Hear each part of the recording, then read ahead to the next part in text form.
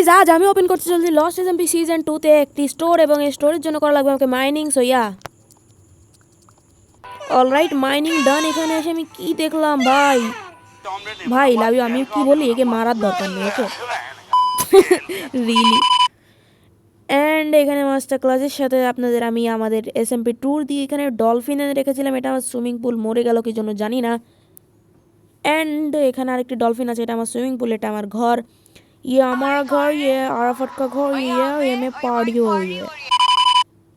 And আরাফাতের ঘরের ভিতরে রেখেছিলাম একটা সারপ্রাইজ, যেমনটা দেখতে পারেন। सरप्राइज। अरे तो ये जो इसने पिछले हफ्ते दिया था मेरे को, देख मेरा नाम भी लिखा हुआ है इसमें, चाची। अरे सत्यानाश हो, फिर कल क्या हम लोग सब অ্যান্ড ওর থেকে আমি চেয়েছিলাম 2 স্ট্যাক আয়রন এবং 30 লেভেল ছিল। প্লিজ জিজ্ঞেস করুন এটা সস্তা কেন, কারণ অ্যান্ড গাইজ আমি করে শুরু করি আমাদের ফার্মিং, কারণ ফার্মিং না করলে আমি কোনোদিনও ভালো করে টাকা ইনকাম করতে পারবো না। সেই জন্য আমি ফার্মিং করা শুরু করি। এবং প্লিজ কেউ জিজ্ঞাসা করে না ফার্মিংয়ের মধ্যে আমার কী কামড় ধরে, আমি টাওয়ার আপ করে ক্রাফটিং টেবল এমএলজি করতে নেমে পড়ি। উইয়া গাইস, आएगा मैं माँ अम्मा बहन पे आ जाऊंगा मैं, इनकी इनकी अम्मा बहन पे। আবার ভাঙা লাগবে ভাই এটাকে, আর কি বলবো।